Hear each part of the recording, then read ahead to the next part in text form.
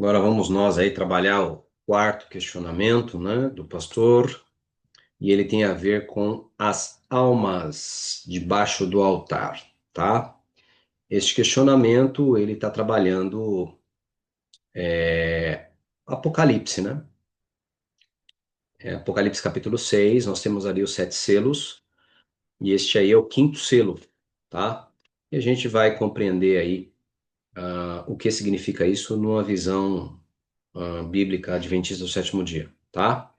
O questionamento dele é: Apocalipse 6, de 9 a 10, a alma dos que morreram por causa da palavra de Deus e por causa do testemunho que sustentavam, clamaram em grande voz, dizendo: Até quando, ó soberano Senhor, santo e verdadeiro, não julgas nem vingas o nosso sangue dos que habitam sobre a terra?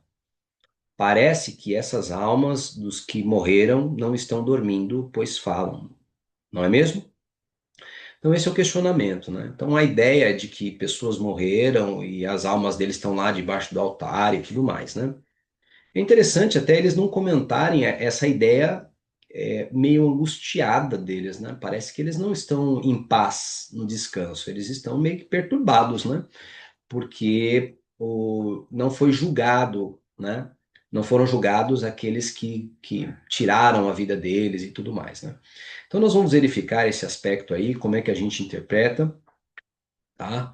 E eles estão clamando por juízo, e obviamente vai vir o juízo. O que que isso significa? E vamos lá, a gente vai poder entender esse aspecto aqui. Almas debaixo do altar. Primeira coisa que a gente precisa compreender é que Apocalipse é um livro mormente simbólico, ok? A maior parte ali do livro do Apocalipse é simbólico.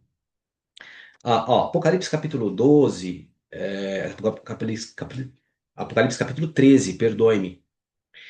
Você tem ali uma besta de sete cabeças, dez chifres, ela tem o corpo de leopardo e parece com a boca de leão. Então não é algo literal, é simbólico. Apocalipse 12 tem um dragão de sete cabeças e dez chifres, um dragão vermelho. Você vai ver também os quatro seres viventes, né, que têm olhos por dentro e por fora e que acabam sendo um conglomerado de querubins que tomam forma de homem, tomam forma de anjos, tomam forma de águia, de bezerro, né? Não é literal isso aí.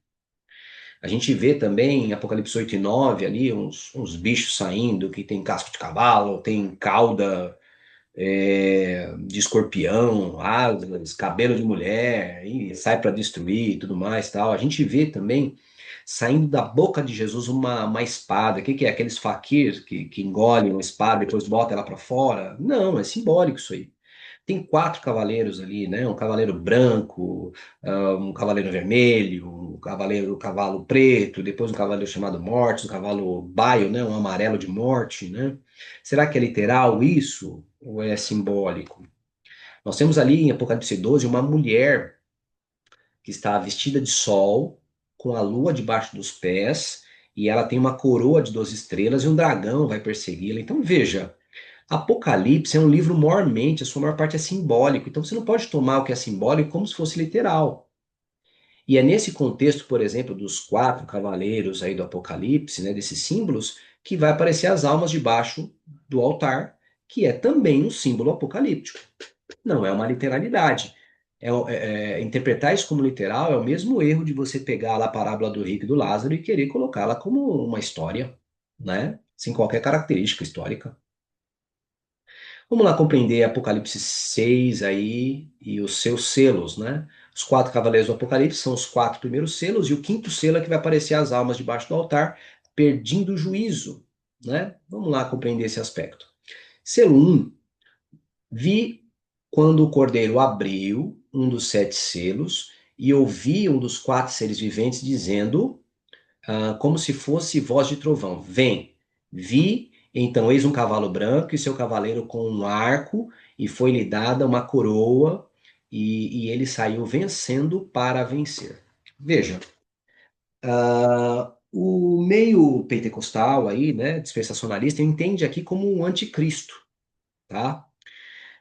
Nós não entendemos como um anticristo por conta das cores empregadas, por conta dele sair vencendo para vencer, do seu arco, a sua flecha, são símbolos aí da palavra de Deus e tudo mais e tal. Então nós entendemos aqui como o primeiro período da igreja cristã, tá? No qual ela levava a pura verdade, tá? A igreja ali tinha o puro ensino passado diretamente por Cristo e os apóstolos saem ali a pregar. Eles não toleravam os maus, né? Você vê como Paulo tratou aquele homem que resistia a ele, ali do procônsul Sérgio Paulo, né? O camarada ficou cego. Você vê como foi tratado Elimas, o mágico. Você vê como João escreve contra os gnósticos, como ele salienta a divindade de Jesus. Então, veja, a gente percebe que eles não toleravam a mentira, por isso que é uma igreja representada pelo branco, tá? Símbolo da pureza da verdade. Tá? Essa é a igreja, então, no primeiro século, tá? Ali no nascimento do cristianismo. E em seguida a gente tem o segundo selo, que aí já é um cavalo vermelho, né? Tá escrito lá: quando abriu o segundo selo, ouviu o segundo ser vivente dizendo: vem, e saiu outro cavalo vermelho, e o seu cavaleiro foi lhe dado, e ao seu cavaleiro foi lhe dado tirar a paz da terra, para que os homens se matassem uns aos outros. Também lhe foi dada uma grande espada. Simples compreender, é o próximo período da história. Satanás começa a perseguir o povo de Deus. Aquela igreja que tem a verdade, ele quer acabar com a verdade. Então agora ele vai fazer isso derramando sangue, né? Então o cavalo vermelho, ele é que significa que Satanás ele estava desejoso de eliminar a verdade, o cavalo branco, e ele persegue a igreja para isso, derramando o sangue dos membros da igreja.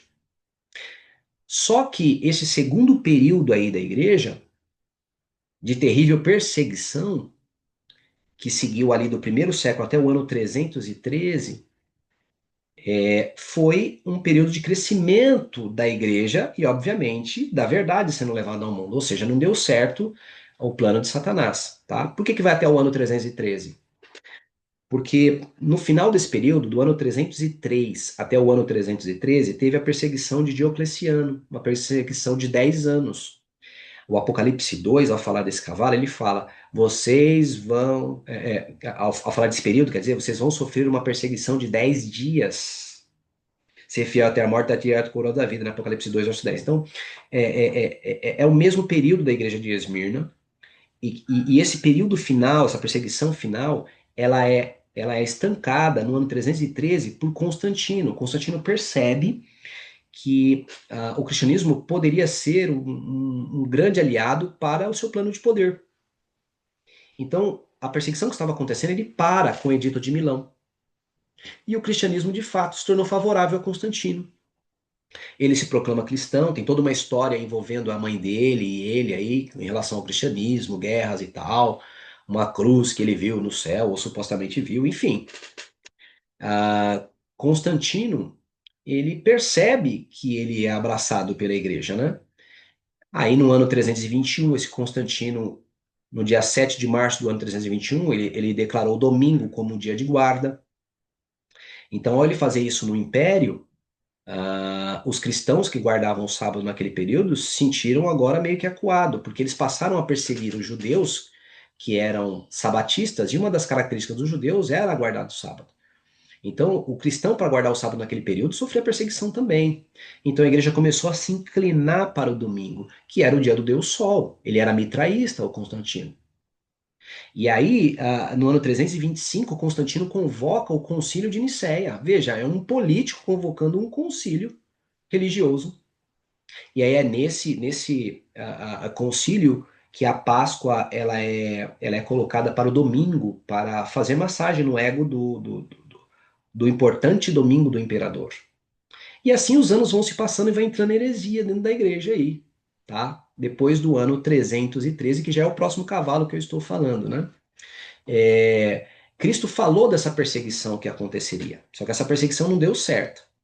Então, Satanás muda o plano, parando a perseguição, tá? Então, esse período de perseguição vai até o ano 313, com o edito de Milão ali, de Constantino, para parar a perseguição aos cristãos. Cristo já tinha profetizado que os cristãos seriam perseguidos. Olha só, Mateus 10, ele fala assim, ó: acautelai-vos, toma cuidado com os homens, porque vos entregarão aos tribunais e vos açoitarão nas suas sinagogas. Por minha causa serei levados à presença de governadores e reis, para lhes servir de testemunho a eles e aos gentios. Um irmão entregará a morte a outro irmão, e o pai ao filho. Filhos haverá que se levantarão contra os seus progenitores e os matarão. Sereis odiados de todos por causa do meu nome. Então, a gente vê o cumprimento ali do selo do cavalo vermelho, que fala que foi dado o poder dos homens tirarem a vida um do outro. Aquele, porém, que perseverar até o fim, esse será salvo.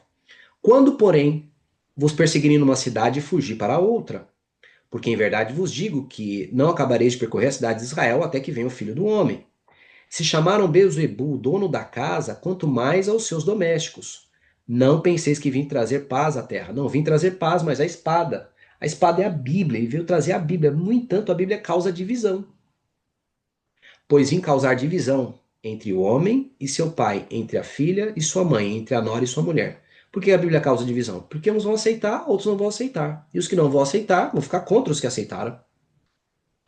Aí então a gente vê o terceiro selo. Veja só, o segundo selo acaba com o Edito de Milão, Constantino parando a perseguição. Aí nós vemos agora a introdução de outro cavalo, que é o preto. Veja, Satanás fez o período de sangue da igreja, que é o cavalo vermelho. Só que o cavalo vermelho não ajudou a abafar a verdade. Não, a verdade cresceu, porque o número do cristianismo aumentou demais, espalharam pelo mundo e levaram a verdade para todo mundo. Assim, Satanás muda a tática, que é o cavalo preto, contrário do branco. Se o branco é verdade, o preto é a mentira. Olha lá. Quando abriu o terceiro selo, ouvi o terceiro selo vivente dizendo: Vem. Então vi e eis um cavalo preto e o seu cavaleiro com uma balança na mão.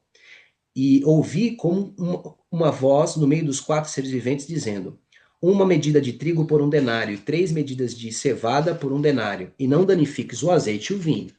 Você percebe aqui que está evado de significados tipológicos, não é algo literal. Vamos lá compreender isso aqui. Matar os cristãos lá no cavalo vermelho não bastou para eliminar a verdade. A verdade continuou prosseguindo e cresceu. Satanás então ele mudou a tática. Ele fez Constantino parar a perseguição lá no ano 313, terminando o período de perseguição. E agora ele passou a corromper a fé por meio do sincretismo. Então esse Constantino se proclamou cristão, embora só se batizou no final da vida. Em 321, dia 7 de março, ele decreta o domingo como dia de guarda, convoca o concílio Nicéia em 325. Lá para o ano 380, a igreja que era católica apostólica passa a ser romana, e aí começa a introdução de várias heresias na igreja com o passar do tempo. Você vai ver a adoração de imagens, a adoração dos ídolos, missa de sétimo dia, você vai ver também né, a enaltecimento do domingo como dia de guarda, você vai ver a imortalidade da alma entrando ali por volta do quarto, quinto século ali com Agostinho de Hipona, né, que cristianiza Platão, tá? Você vai ver que Tomás de Aquino também vai cristianizar Aristóteles. Aristóteles é um pouco melhor, né? Mas tem pensamentos aí pagãos que foram introduzidos dentro do cristianismo por causa desse sincretismo. Então, ou seja, a verdade começa a se perder. Esse é o período do cavalo preto, ou seja, o que é contrário à verdade. Então, do ano 313 até o ano 538, você vê o surgimento do papado, o surgimento e estabelecimento do papado. O que é isso? A igreja passa a ser o mesmo mecanismo que o Estado. Igreja e Estado se uniram. Então, o imperador do Estado é o pastor da igreja. Então, a mentira, ela entrou na igreja. Né? A igreja ela foi se tornando menos apostólica e mais greco-romana. Esse é o período do cavalo preto. A palavra de Deus e os crentes fiéis começaram a se tornar raros, tá? Por isso é que ele vai mencionar uma medida de trigo por um denário e 3 medidas de cevada por um denário. Trigo e cevada é um símbolo dos servos de Deus e também da palavra de Deus, tá? O denário, ele era uma moeda do trabalho do dia, o salário do dia, né? A moeda mais comum do Império Romano e ela era o pagamento de um dia de trabalho. Você recebia uma moedinha dessa aí se você trabalhasse o dia. E essa moeda dava para você comprar, em média, uns 8 quilos de alimento, tá? Só que esse valor aí, que era de 40, 50 reais por dia, em média, aí, vamos trazer para o tempo agora, que dava para comprar, por exemplo, 8 quilos de batata, se é que vocês podem me entender, Naquele período, agora só estava dando para comprar 1 quilo de batata. Deu para você entender? Então, ou seja, ficou muito caro, é a inflação que está falando isso. Ou seja, o alimento está mais raro, está mais difícil de conseguir alimento. O que que isso significa? Significa que no período do cavalo preto, onde está a mentira, a verdade e os servos de Deus que proclamam essa verdade se tornaram mais raros.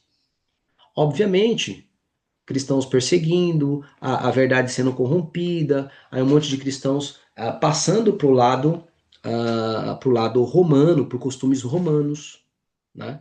Então a verdade e os seus servos eram raros naquele período. É isso que ele está falando. Então Satanás consegue agora uma grande vitória, tá? Só que diz ainda a Bíblia nesse selo, né, do cavalo preto, não danifiqueis o azeite e o vinho. O azeite é um símbolo do Espírito Santo, Zacarias capítulo 6. E o vinho é o símbolo do sacrifício de Cristo, né? 1 Coríntios capítulo 11. Né? Então o que ele está dizendo? Ele está dizendo que as doutrinas do Espírito Santo e da morte de Jesus não seriam alteradas. Então olha só a coisa interessante, foram verdades que ainda foram mantidas dentro da igreja que já estava corrompida pelo Império Romano. Mas essas mensagens ainda foram mantidas. Mensagem do sacrifício de Cristo e do Espírito Santo. Aí a gente vê o quarto selo, que é o quarto cavaleiro, obviamente. Satanás introduziu um período de mentira. Esse período de mentira vai dar sucesso para ele. Então, obviamente, ele leva a igreja à morte, tá? Olha só como é que a gente compreende aí, ó, Apocalipse 6 e 7 a 8. Morte espiritual se referindo, né? Quando o cordeiro abriu o quarto selo, ouvi a voz do quarto seja vivente dizendo: Vem, e olhei eis um cavalo amarelo. Essa palavra amarelo aí é aquele amarelo, aquele esverdeado de morte, sabe? E o seu cavaleiro sendo chamado Morte, e o inferno estava o seguindo. E foi-lhe dada autoridade sobre a quarta parte da terra para matar a espada, pela fome, com a mortandade por meio das feras da terra. O que isso aqui está se referindo? Quando nós vemos o papado estabelecido a partir ali do ano 538, porque no ano 508 há a conversão de Clovis, né? E aí agora ele empresta o exército para o papado tem exército, começa a combater ali, combate os Érulos, os Vândalos e os Ostrogodos, ele adquire, né, em 538, quando ele ataca ali os Ostrogodos, ele adquire supremacia. E esse período, agora, a igreja passa a matar qualquer pessoa que discorda da sua mensagem. Então eles inventavam um monte de coisas que foram heresias introduzidas, e qualquer pessoa que se levantava contra, eles iam lá e matavam. É isso que está sendo passado aqui, tá? Inferno aqui não é lugar de fogo nem nada, inferno é sepultura, tá? Vamos lá para a gente poder entender. O sincretismo satânico entre a igreja e o Império Romano deu certo. E a igreja cristã romanizou-se, sofrendo dois tipos de mortes: a física, com tortura e morte de qualquer um que ensinasse a verdade, porque eles matavam assim, também a espiritual, pelas heresias que foram introduzidas a partir do ano 321 em diante, já começou a ser introduzido. E ele consegue sucesso com essas mentiras, né? Então é o período do cavalo amarelo, que vai durar de 538 até 1517. É um período em que a mentira e a morte triunfam, reinam, né? Então, a gente vê que nesse período é declarado: foi-lhes dada autoridade sobre a quarta parte da terra para matar a fome, a espada, a mortandade por meio das feras e tudo mais. É aí que você vê naquele período a Inquisição, né? As torturas que o Estado fazia em nome da religião. Então você vê vários desenhos, e nesses desenhos tem padres juntos ali concordando com a tortura. Então você vai ver muita gente que morreu aí, né? Tem museus da Inquisição em vários lugares do mundo, tem vários registros, né? Porque os torturadores, eles registravam como que eles torturavam para ver quem resistia mais, menos, qual que era mais doloroso e tudo mais, tal. Então, eles tinham registros, há vários deles, fora os que foram destruídos aí, né? Só na Inquisição Espanhola, mais de 100 mil pessoas ali mortas ali, se eu não me engano. Coisa terrível, vão atrás, não posso falar números exatos. Mas é isso que está retratado na profecia, tá? Aí a gente vê toda essa desgraceira aqui, um monte de gente morrendo, torturada. Aí vem o quinto selo. Qual o quinto selo? As almas que clamam debaixo do altar. tá? Então, olha só o que está escrito aí. Quando ele abriu o quinto selo, vi debaixo do altar as almas daqueles que tinham sido mortos por causa da palavra de Deus e por causa do testemunho que sustentavam. Clamaram em grande voz, dizendo: Até quando, ó soberano Senhor, santo e verdadeiro, não julgas e vingas o nosso sangue dos que habitam sobre a terra? Ok, um clamor aí, né? Terrível. O que representa isso? Lembra do monte de gente que foi morta ali, né? A partir do cavalo vermelho começou a crente ser morto. Depois, no período também preto, também parou um pouco, né? Até que a igreja começou a se corromper. Aí, quando a igreja passa a se corromper, volta também a ser morto e a gente vê o cavalo amarelo. Vamos lá compreender isso aqui, ó. Então, a cada um deles foi dada uma vestidura branca, eles disseram que repousasse ainda por pouco tempo, até que se completasse o número de seus conservos e seus irmãos, que iam ser mortos como igualmente eles o foram.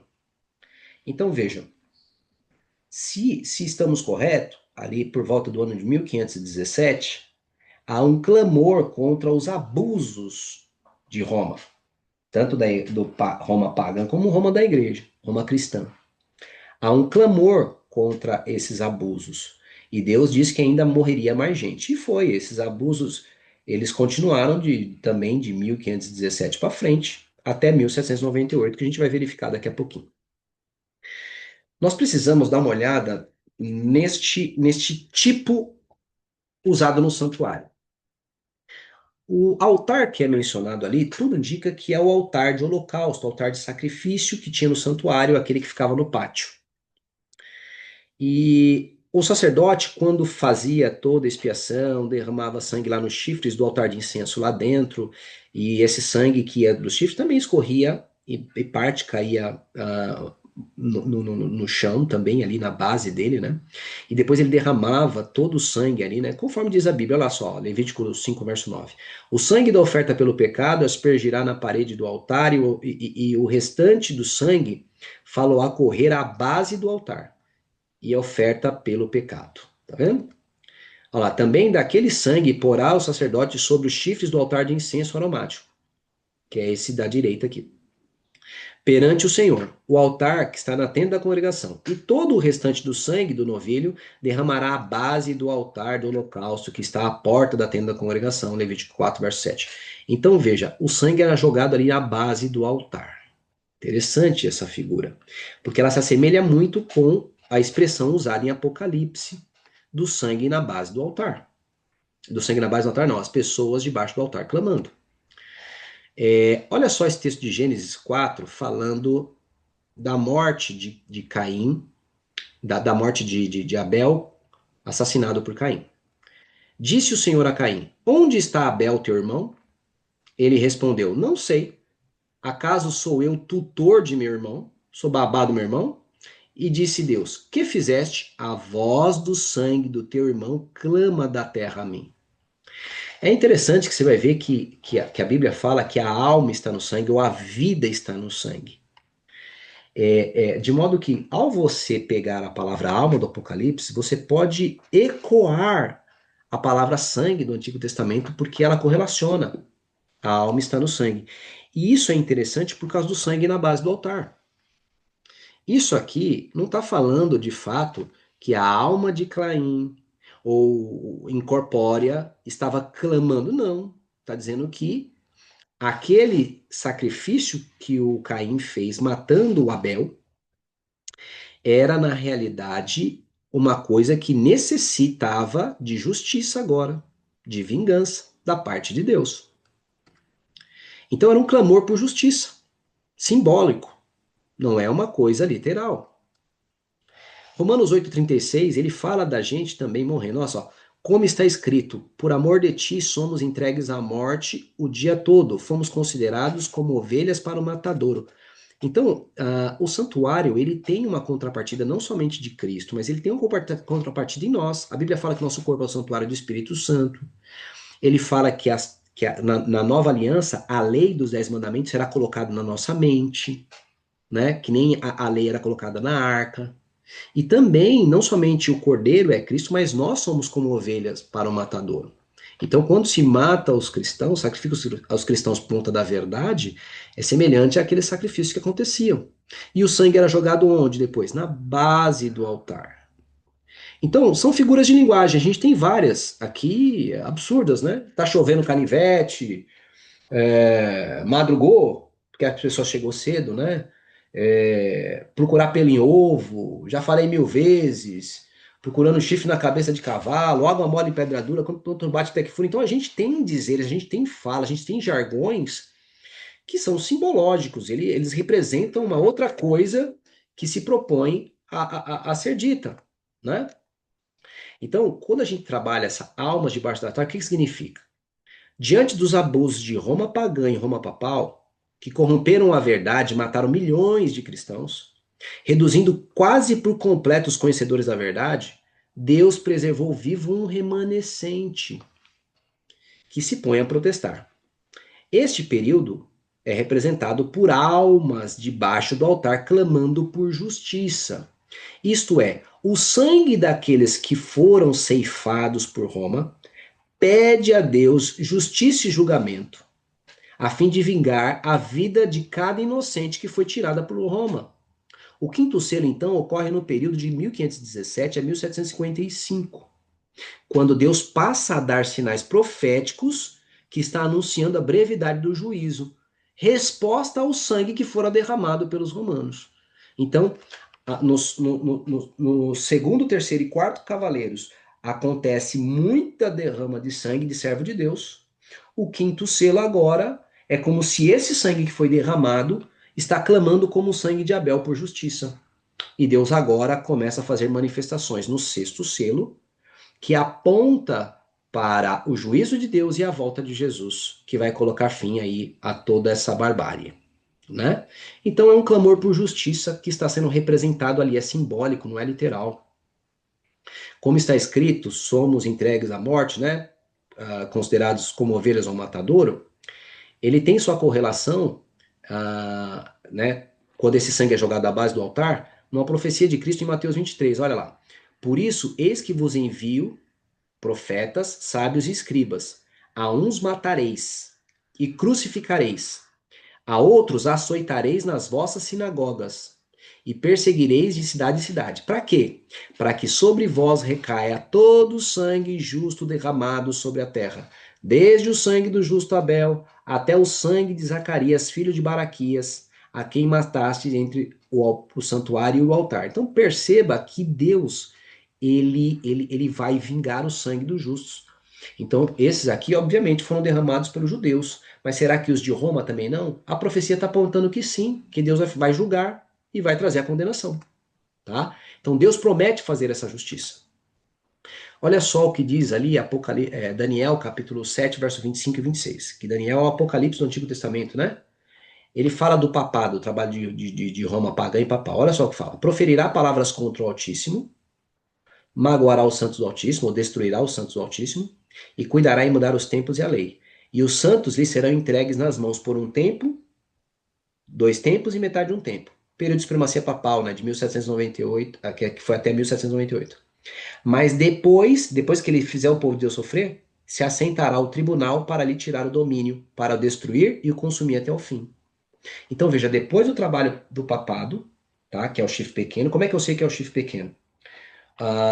O primeiro animal ali em Daniel 7 é o leão, que representa a Babilônia. Você vai ver a deusa Estar.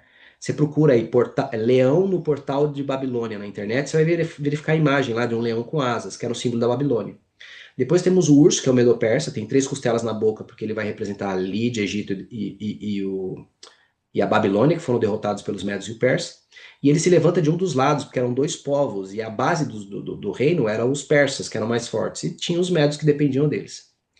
Nós teremos o terceiro animal, que é um símbolo que é simbolizado por um leopardo, com 4 cabeças e 4 asas, representando que depois da morte de Alexandre o Grande na Grécia, se levanta ali 4 generais, Cassandro, Ptolomeu, Lisímaco e Seleuco. Então o quarto animal é Roma.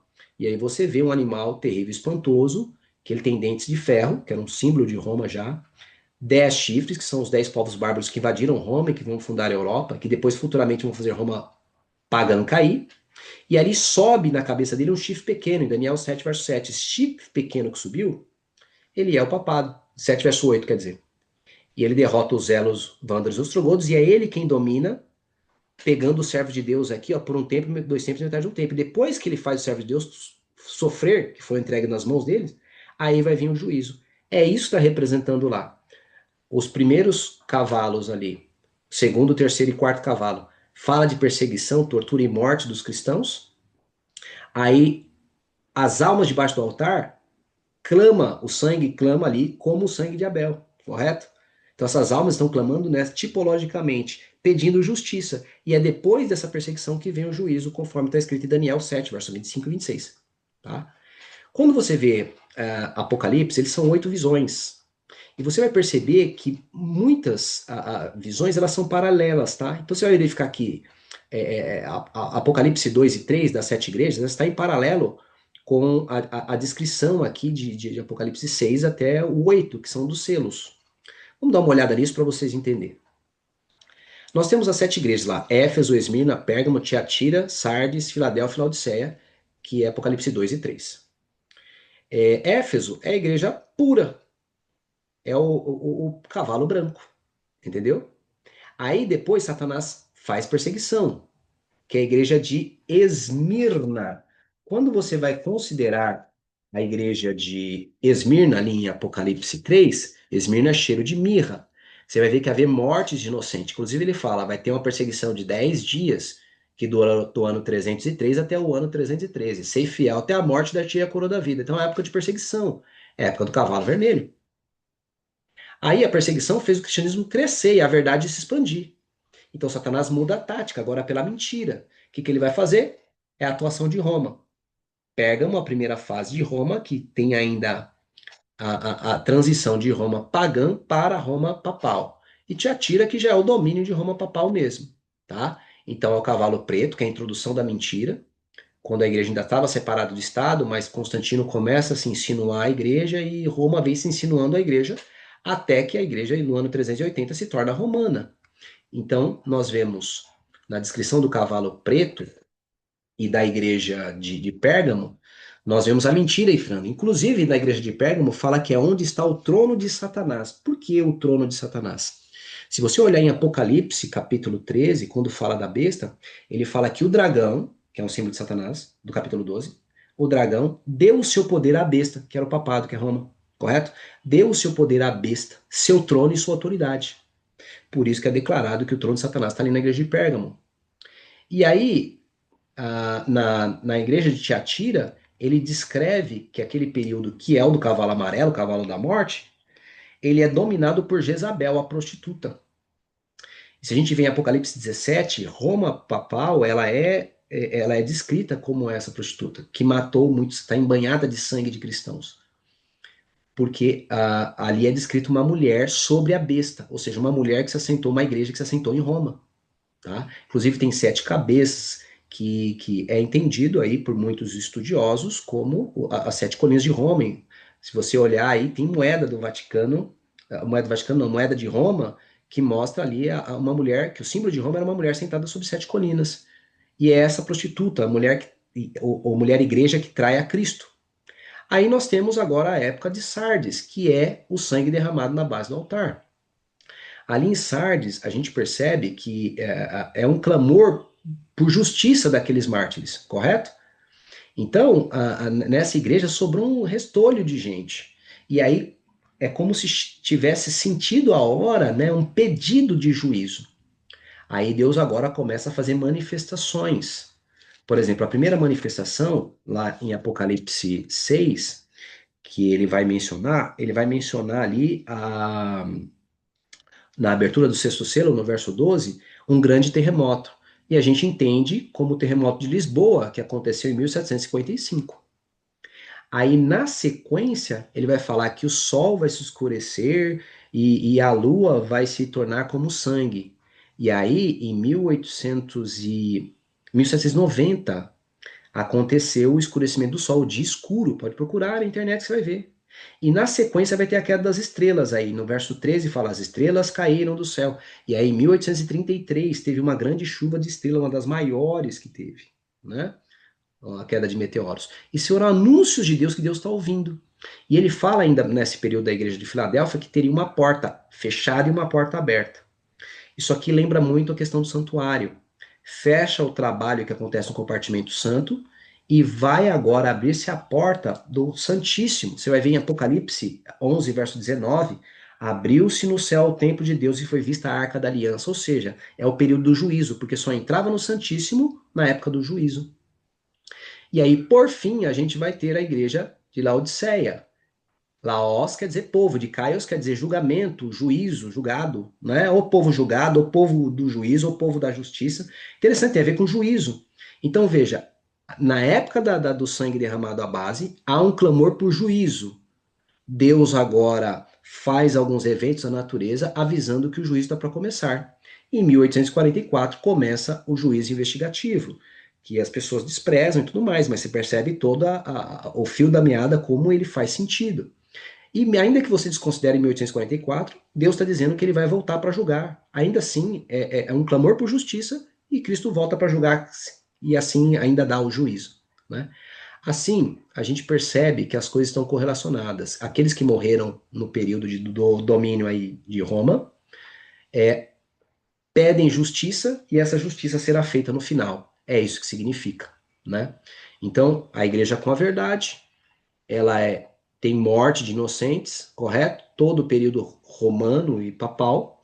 E aí nós vemos os santos a clamar debaixo do altar, mas é simbólico como o sangue de Abel clamava, né? E se a vida está no sangue, é como se a alma de Abel clamasse, tá? Então esse clamor por justiça, como o sangue de Abel, é o símbolo e não exatamente algo literal. Então almas debaixo do altar são um tipo do sangue derramado na base do altar, tá? Então Apocalipse tem como pano de fundo a tipologia do santuário, tá?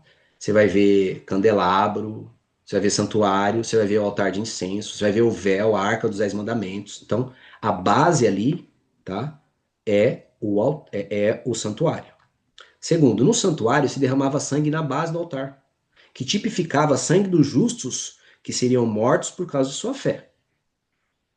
E também o sangue de Cristo, obviamente, que era um justo também morto por conta de sua fé. Este sangue é como o sangue de Abel, que clama por justiça, símbolo empregado no Apocalipse ao descrever as almas debaixo do altar pedindo a justiça de Deus. Assim, o Senhor responde intervindo com sinais, juízo e condenação. Logo, as almas não estão ali literalmente, né? Onde há 4 cavaleiros simbólicos, onde há azeite, que é símbolo, onde há trigo, onde há cevada, 3 medidas e tudo mais, denário, né? Mas analogias de um pedido de justiça profetizado e que será atendido, ou seja, vai ser concedido com Deus estabelecendo o juízo. A Bíblia diz que a alma que pecar, essa morrerá. Então a Bíblia diz que a alma morre. O que significa que quando morremos, a alma morreu e fica inconsciente, está lá escrito na Bíblia. Dizer ao contrário é fazer com que a Bíblia se contradiga. Tá? Então eu vou fazer um outro vídeo para fazer as outras respostas, porque esse aqui ficou muito longo.